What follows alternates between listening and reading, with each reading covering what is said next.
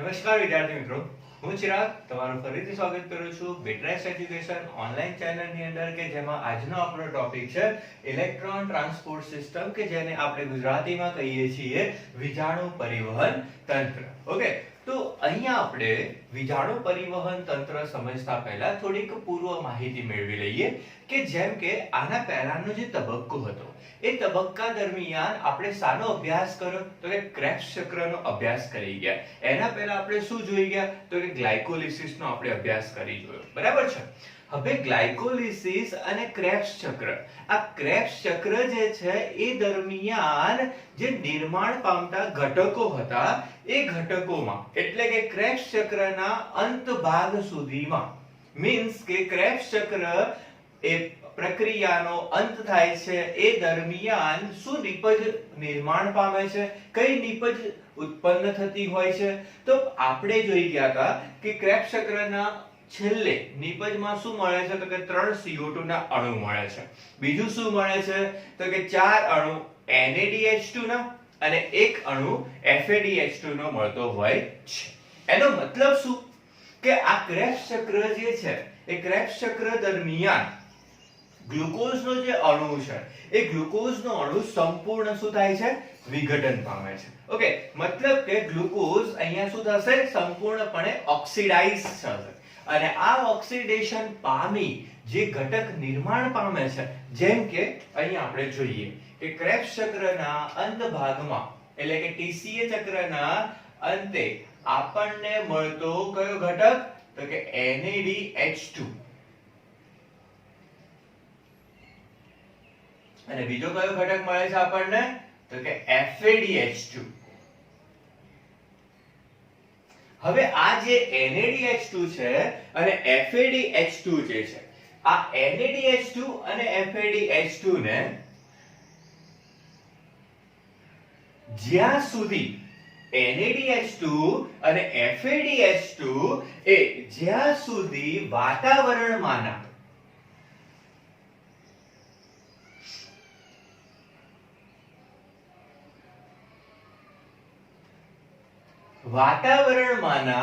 Oxygen સાથે સંપર્કમાં નહીં આવે, બરાબર, એટલે કે NADH2 અને FADH2 જ્યાં સુધી વાતાવરણમાંના ઓક્સિજન સાથે ઓક્સિજનના સંપર્કમાં નહીં આવે મતલબ કે NADH2 અને FADH2 જ્યાં સુધી ઓક્સિજન તરફ વહન પામીને જશે નહીં ત્યાં સુધી ઓક્સિડેશનની પ્રક્રિયા થતી નથી. બરાબર, ત્યાં સુધી NADH2 અને FADH2 જે છે એ ઓક્સિડાઇઝ થતા નથી અને જો ઓક્સિડેશન નહીં થાય તો શક્તિ મુક્ત થશે નહીં.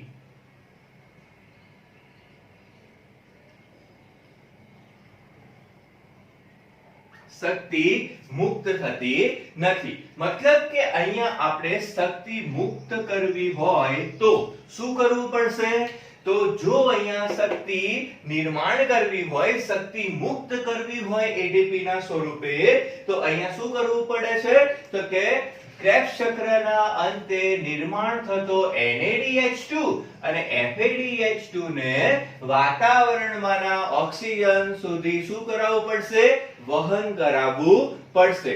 એનો મતલબ શું થયો કે જે 2H+ છે અને 2 ઇલેક્ટ્રોન માઈનસ જે છે, બરાબર, 2H+ અને 2 ઇલેક્ટ્રોન માઈનસ જે છે એને આપણે કયા સુધી વહન કરાવીશું તો કે ઓક્સિજન સુધી એનું વહન કરાવીશું. ઓક્સિજન તરફ એનું શું કરાવીશું વહન કરાવીશું. ઓકે, હવે આ ઓક્સિજન તરફ વહન કરાવવું હોય મતલબ કે દેખો અહીંયા શું છે વિજાણુ આને આપણે શું કહીએ છીએ ઇલેક્ટ્રોન. ઇલેક્ટ્રોનને આપણે શું કહેવાશે વિજાણુ. તો આ જે વિજાણુ છે આ 2 ઇલેક્ટ્રોન માઈનસ જે છે એ વિજાણુને એક વિજાણુ વાહકથી બીજા વિજાણુ વાહક તરફ હવે શું થશે જો આ 2H+ અને 2 ઇલેક્ટ્રોન માઈનસ એને આપણે એક વીજાણુ વાહકથી, આને માની લો વીજાણુ વાહક,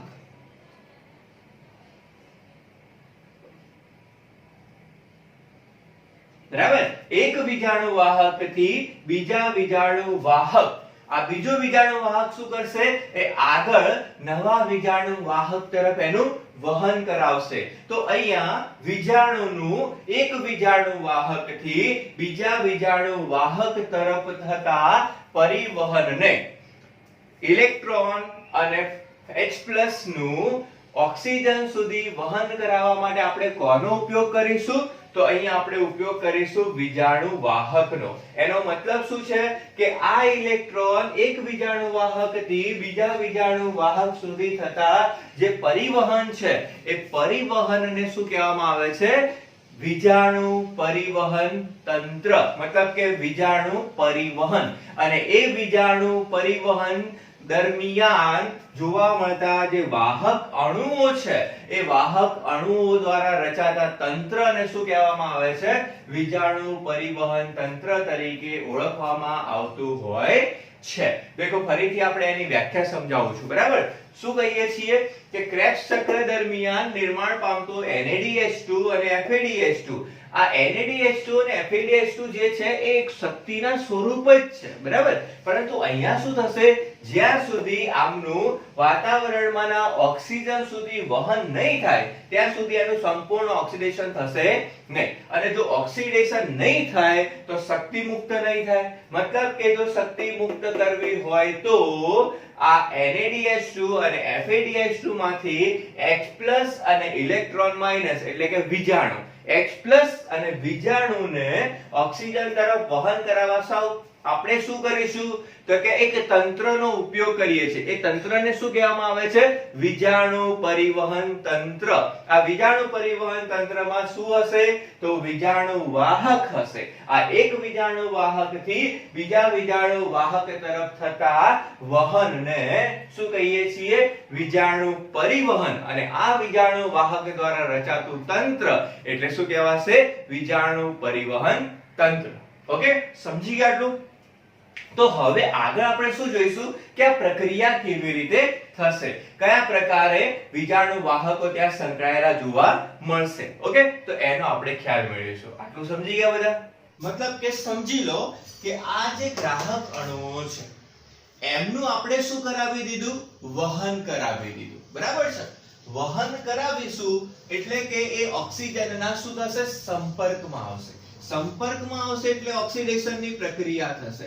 અને આ ઓક્સિડેશનની પ્રક્રિયા દરમિયાન મુક્ત થતી જે શક્તિ છે, એ મુક્ત થતી શક્તિ એ શું કરે છે? તો કે ADP નું ATP માં રૂપાંતરણ.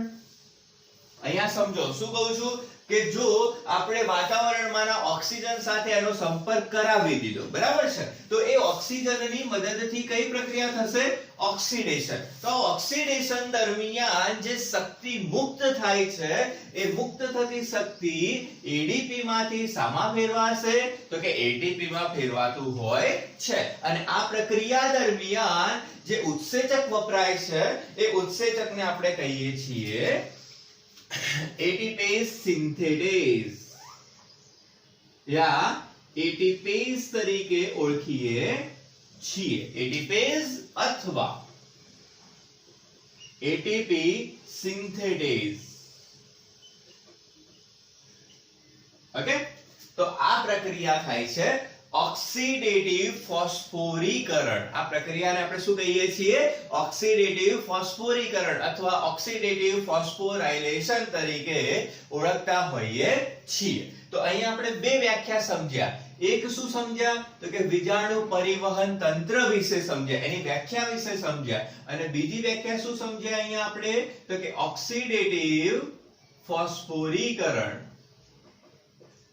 Oxidative phosphorylation.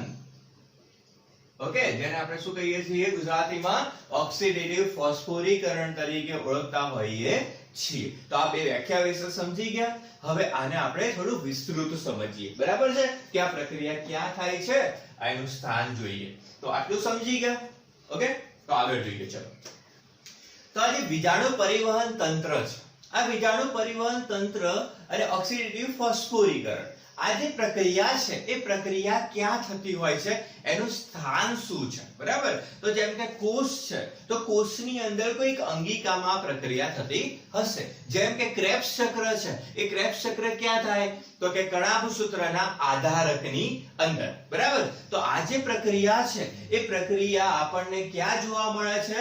તો કે કણાભસૂત્રના અંતઃપટલની અંદર, એટલે કે કણાભસૂત્રના ક્રિસ્ટીના ભાગે જોવા મળતી હોય છે. કઈ જગ્યાએ? કણાભસૂત્રના ક્રિસ્ટીના ભાગે જોવા મળતી પ્રક્રિયા છે. તો જેમ કે આપણે અહીંયા સમજીએ, તો સમજો કે આ છે આપણું કણાભસૂત્ર.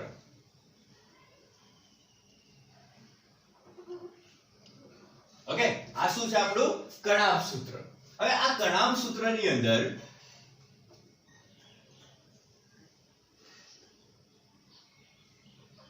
આજે મેં બહારની જે રચના ડ્રો કરી છે, જે બહારની રચના દોરી છે, એને હું કહીશ બાહ્ય પટલ.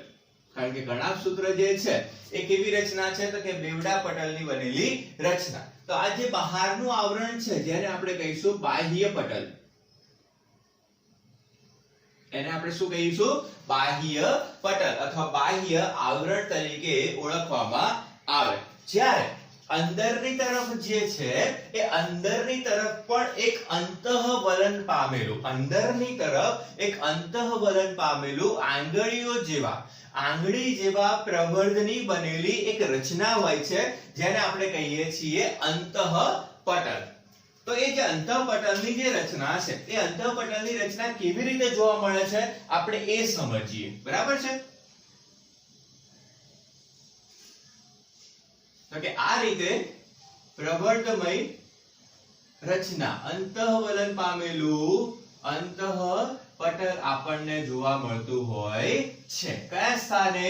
તો કે કણાભસૂત્રના ભાગે જોવા મળતું હોય છે.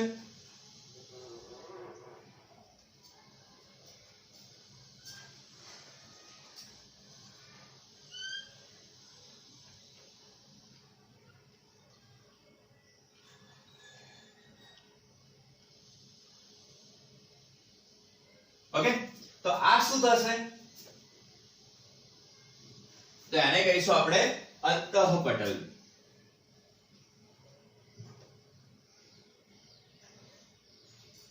અંતઃપટલ અથવા અંદરનું આવરણ. આ શું થશે? બહારનું આવરણ. આ શું બનશે? અંદરનું આવરણ.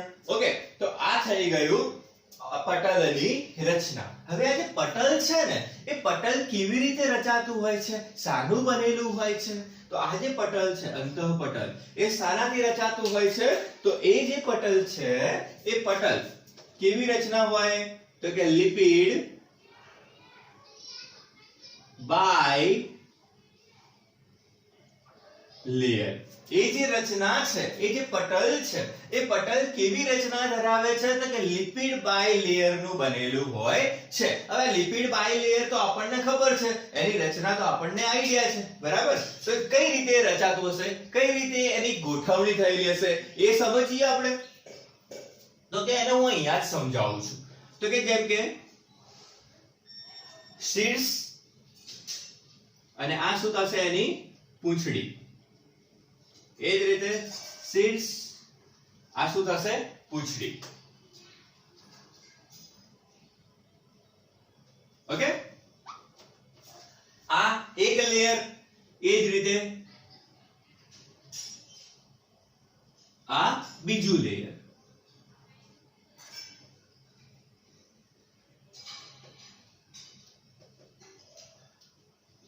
ઓકે, હવે અહીંયા ક્યાંક ક્યાંક આપણને શું જોવા મળતા હોય છે? તો કે પ્રોટીનમય રચનાઓ જોવા મળતી હોય છે. તો કે અહીંયા આપણે દર્શાવી દઈએ પ્રોટીનની રચના.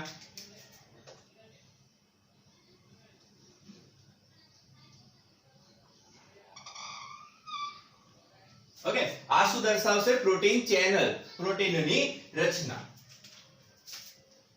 પાછું એક પ્રકારે આપણે શું દર્શાવી દઈશું? અહીંયા ગોઠવણી દર્શાવી દઈએ.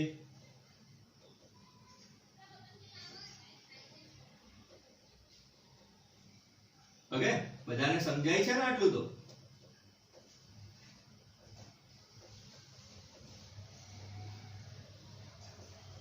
હવે આ જે પ્રોટીન છે,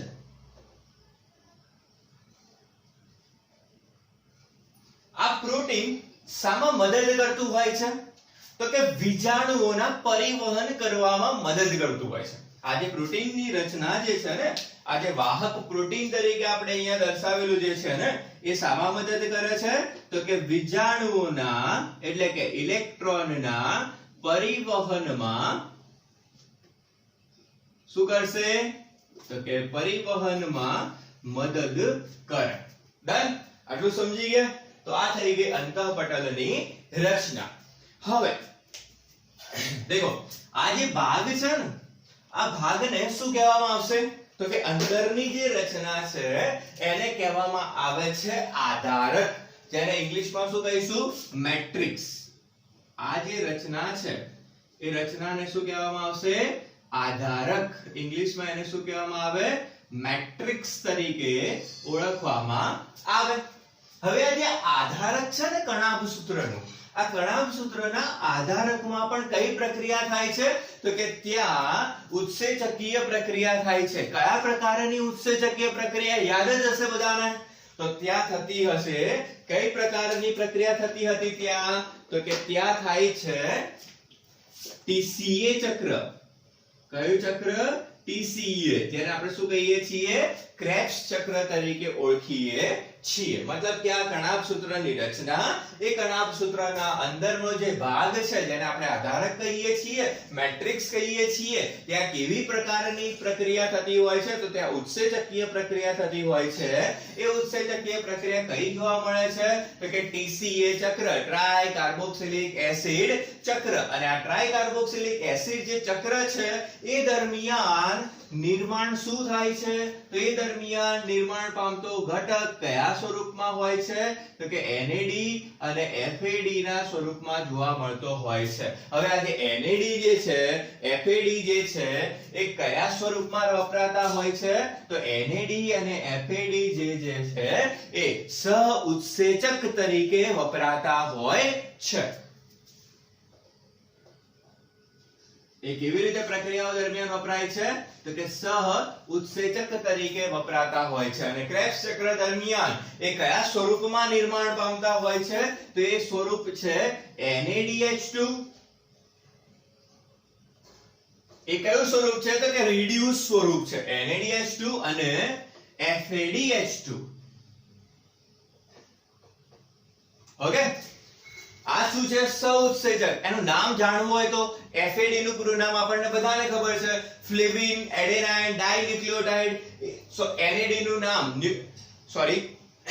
NAD નું પૂરું નામ શું છે? નિકોટિનેમાઇન એડેનાઇન ડાઇન્યુક્લિયોટાઇડ. જ્યારે FAD નું પૂરું નામ શું છે?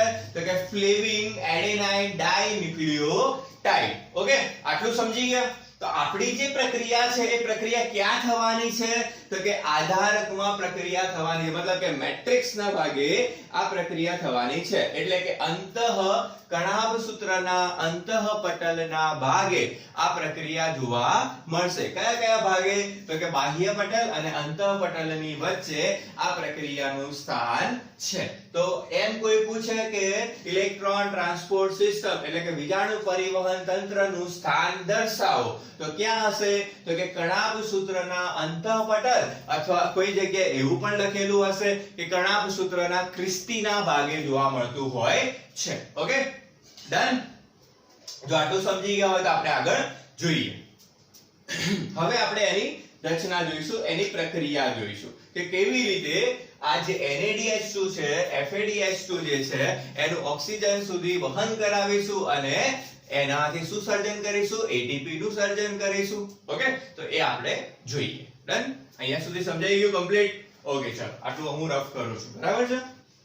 તો અહીંયા આપણે જે પ્રક્રિયા ભણીએ છીએ વિજાણુ પરિવહન તંત્ર. આ જે તંત્ર છે એ શાના દ્વારા રચાયું હશે? તો આ જે તંત્ર છે એ વિજાણુ વાહક દ્વારા રચાયેલું હશે. જેમ મેં પહેલા વાત કરી એમ કે એક વિજાણુ વાહક થી બીજા વિજાણુ વાહક સુધી એ શું કરે છે? તો કે વિજાણુ એટલે કે ઇલેક્ટ્રોનનું વહન કરાવે છે. તો એ વહન કરાવવા માટે જે વાહક જોઈએ એ વાહક કેટલા પ્રકારના હોય છે? તો એ સંકુલ દ્વારા આપણે અહીંયા દર્શાવવાનો પ્રયત્ન કર્યો છે. તો કેટલા તંત્રો છે, કેટલા સંકુલ અહીંયા જોવા મળે છે? તો ટોટલ 5 પ્રકારના વાહક સંકુલ જોવા મળે છે. કયા કયા છે એની રચના આપણે સવિસ્તાર ભણવાના છીએ, એ કેવી રીતે કામ કરશે એ આપણે જોવાના છીએ. બરાબર છે? અહીંયા ખાલી એક લિસ્ટ આઉટ મેં તમને રજૂ કર્યું છે કે કયા સંકુલમાં કયા ઘટક ત્યાં રહેલા હશે. તો ફર્સ્ટ છે સંકુલ 1 કે જેમાં NADH ડિહાઇડ્રોજિનેઝ સંકુલ. ફર્સ્ટ સંકુલ કયું છે?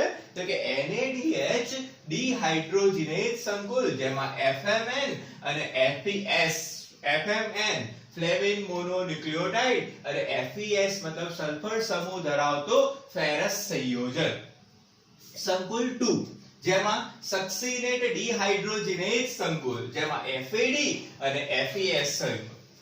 સંકુલ 3 જેમાં સાઇટોક્રોમ ઓક્સિડેઝ સંકુલ છે. આ સાઇટોક્રોમ ઓક્સિડેઝ સંકુલ શાના દ્વારા રચાશે? તો સાઇટોક્રોમ તંત્ર B, સાઇટોક્રોમ તંત્ર C1 અને ફેરસ દ્વારા રચાતું હોય છે. સાઇટોક્રોમ નેક્સ્ટ છે સંકુલ 4, સંકુલ 4 કયું છે? સાઇટોક્રોમ ઓક્સિડેઝ સંકુલ. એ શાના દ્વારા રચાય છે? તો સાઇટોક્રોમ તંત્ર A અને A3 દ્વારા રચાતું હોય છે. આમ જોઈએ તો આ બંને એક જ જણ, બરાબર? આમ જોઈશું તો બંને એક જ છે ને, આની અંદર આપણે ઇન્ક્લુડ કરી શકીએ, પણ અહીંયા આપણે અલગ દર્શાવીએ છીએ. ઓકે, અને લાસ્ટ સંકુલ છે આપણું ATP સિન્થેટેઝ સંકુલ કે જેમાં F0 પાર્ટિકલ અને F1 પાર્ટિકલ નો શું થતો હોય છે? સમાવેશ થતો હોય છે. તો આ ટોટલ 5 પ્રકારના વાહક સંકુલ જે છે કે જે પ્રક્રિયા દરમિયાન આપણને શું કરવાના છે? તો કે મદદ કરવાના છે. આ મદદ કેવા પ્રકારની હશે અને કઈ રીતે હશે? બરાબર છે? એ આપણે જોઈએ અહીંયા. તો જેમ કે જુઓ, અહીંયા સિમ્પલ વસ્તુ છે કે આપણે ક્રેબ્સ ચક્ર દરમિયાન જે NADH2 અને FADH2 નું નિર્માણ થયું એમાંથી આપણે શું કરીએ છીએ? તો ક્રમશઃ એક NADH2 બરાબર 3 ATP અને એક FADH2 બરાબર 2 ATP સમજાવવાના છે. તો આ જે પ્રક્રિયા છે ને એ ઓક્સિડેશન અને રિડક્શન એ બંનેનું સંયોજન પ્રક્રિયા છે. ઓક્સિડો રિડક્ટેઝ આપણે કહીએ છીએ ને, ઓક્સિડો રિડક્ટેઝ રિએક્શન કે જેમાં ઓક્સિડેશન પ્રક્રિયા પણ જોવા મળે અને રિડક્શન પ્રક્રિયા પણ જોવા મળે. તો આ જે તંત્ર છે, આ જે વાહક છે એની અંદર આપણે શું કરાવવાના છીએ? તો કે ઓક્સિડેશન રિડક્શન પ્રક્રિયા સમજવાના છીએ. ઓકે, તો આટલું સમજો છો. નેક્સ્ટ જોઈ લઈએ આપણે કઈ રીતે થશે. તો દેખો અહીંયા આપણે રજૂ કરીએ છીએ, બરાબર, કે કયા કયા ભાગમાં જોવા મળશે. તો મુખ્ય શું છે? તો કે કણાભસૂત્રીય અંતઃપટલમાં પ્રક્રિયા જોવા મળશે. એમાં ક્યાંથી? તો કે આધારક છે. હવે દેખો આધારક હોય તો આધારકની અંદર કઈ પ્રક્રિયા થતી હતી? કઈ પ્રક્રિયા ત્યાં જોવા મળી હતી? તો કે ક્રેબ્સ ચક્ર. તો ક્રેબ્સ ચક્ર દરમિયાન સર્જાયેલો NADH2 અને FADH2 ક્યાં રહેલા હશે? તો એ રહેલા હશે આધારકની અંદર. મતલબ કે ક્રેબ્સ ચક્ર દરમિયાન જોવા મળતો TCA ચક્ર દરમિયાન રચાયેલા ઘટક, કયા ઘટક? તો કે NADH2 અને FADH2 એ ક્યાં રહેલા હશે? તો કે કણાભસૂત્રના આધારકમાં રહેલા હશે. અને એ આધારકમાંથી ક્યાં વહન કરશે? તો કે કણાભસૂત્રીય ક્રિસ્ટીના ભાગે એટલે કે અંતઃપટલના ભાગે એ વહન કરશે. અને એમાં બીજું કોણ મદદ કરે છે? તો કે આંતરાલીય પટલ અવકાશ. ઓકે, આ રચના ક્યાં થશે? તો કે કણાભસૂત્રના પટલના ભાગે જોવા મળતી હોય છે. ઓકે, તો હવે આપણે એને સવિસ્તાર સમજીએ. ડન?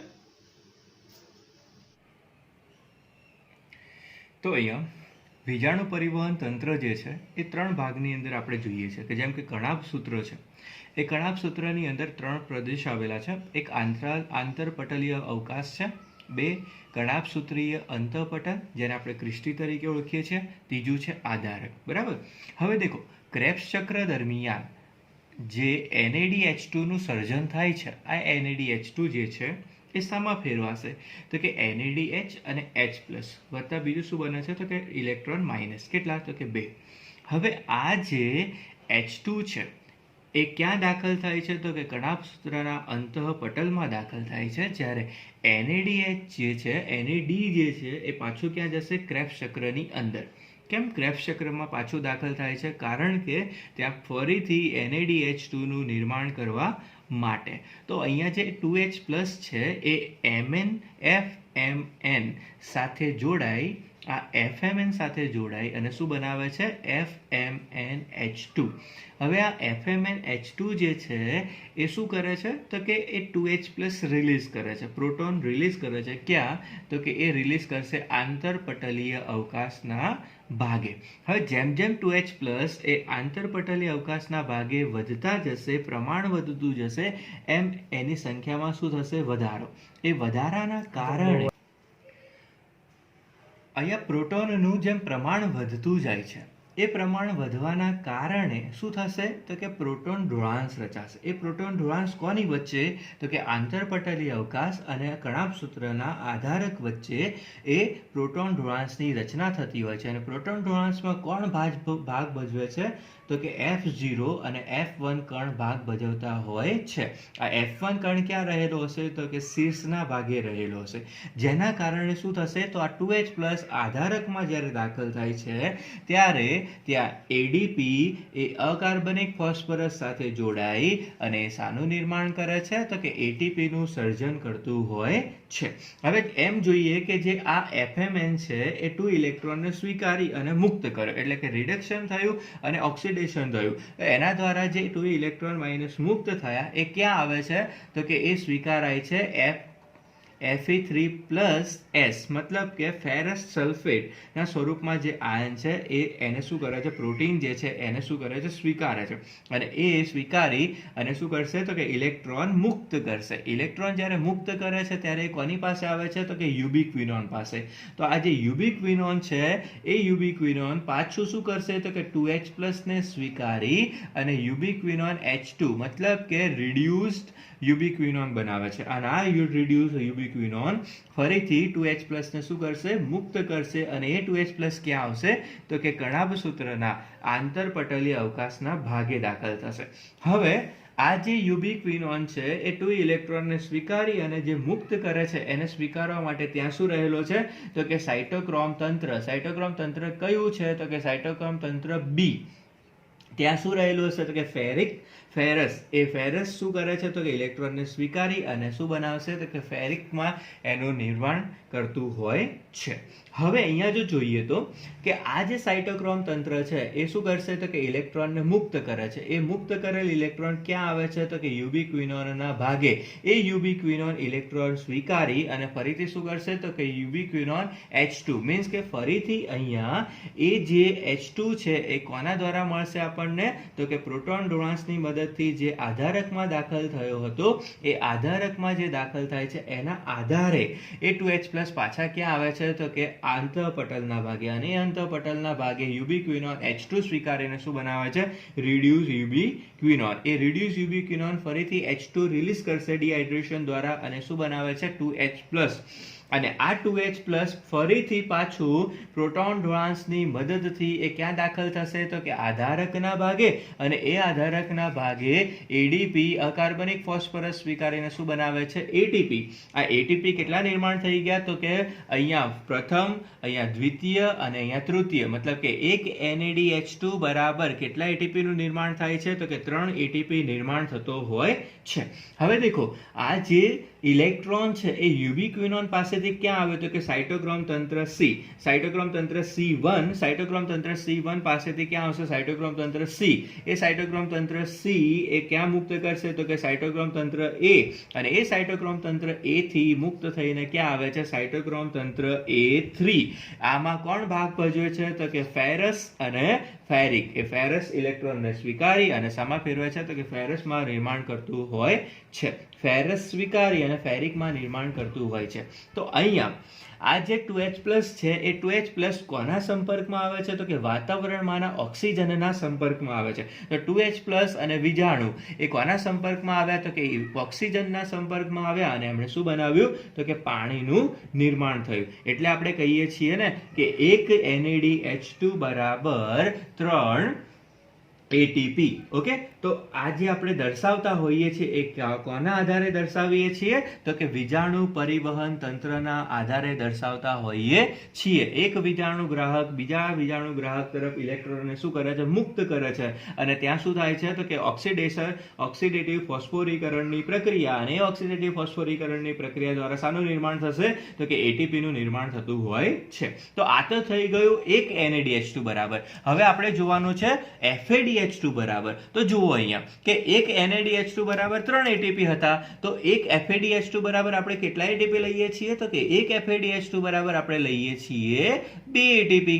તો એ 2 ATP કેવી રીતે નિર્માણ થશે? તો આ 2 ATP અહીંયા જોઈ લેજો કે જ્યારે NaDH2 છે ને એ કોની પાસે આવે છે? તો કે પ્રથમ આવે છે FMN પાસે. પરંતુ FADH2 ની જ્યારે આપણે વાત કરતા હોઈએ ત્યારે FMN અહીંયા પ્રક્રિયામાં ભાગ ભજવતો નથી. તો અહીંયા જે FADH2 છે એ સીધો શું કરે છે? તો કે ત્યાં રિડ્યુસ થઈ અને FAD+ અને બીજું શું બનાવે છે? તો કે H2 જે 2H+ છે એ 2H+ ને એ ક્યાં મુક્ત કરશે? તો 2H+ મુક્ત કરશે આધારકના ભાગે, મતલબ કે અંતઃપટલના ભાગે. એ અંતઃપટલના ભાગે 2H+ કોણ સ્વીકારશે? તો કે યુબિક્વિનોન સ્વીકારી અને પાછું શું કરે છે? તો કે યુબિક્વિનોન સ્વીકારી રિડ્યુસ યુબિક્વિનોન બનાવે છે. એ રિડ્યુસ યુબિક્વિનોન 2H+ ને મુક્ત કરે છે. જેમ આગળની પ્રક્રિયામાં જોઈ ગયા કે જેમ યુબિક્વિનોન થી આગળની જેમ સ્ટેપ બાય સ્ટેપ પ્રક્રિયા થાય છે એમ ત્યાં કેટલા ATP નિર્માણ થતા હતા? 2 ATP. તો એક FADH2 બરાબર 1 ATP અહીંયા નિર્માણ થશે અને બીજો ATP અહીંયા નિર્માણ થશે. એટલા માટે આપણે કહીએ છીએ ને કે એક FADH2 બરાબર 2 ATP અને એક NaDH2 બરાબર કેટલા ATP? તો કે 3 ATP.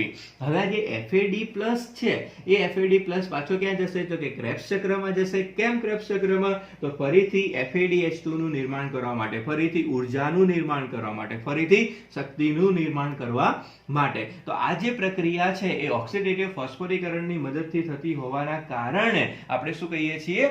ઓક્સિડેટિવ ફોસ્ફોરીકરણ. જે ATP નું નિર્માણ થાય છે કેવી રીતે થાય છે? તો કે ઓક્સિડેટિવ ફોસ્ફોરીકરણની મદદથી. ઓકે.